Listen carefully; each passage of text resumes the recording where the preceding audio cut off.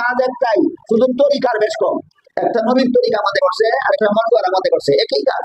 নবীর তরিকা মতে করলেই সুন্নত হয়, আর মন গড়া মতে করলেই বেদাত হয়। বুঝে থাকলে এবার বলেন,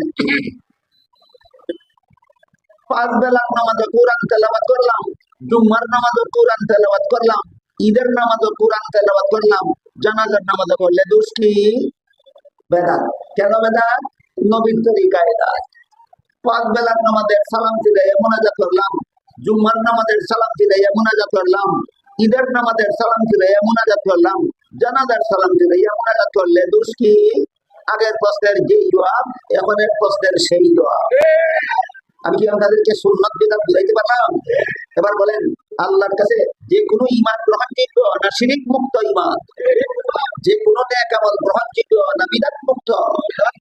শিরক মুক্ত ঈমান, বিদআত মুক্ত আমল নাজাতের চাবিকাঠি।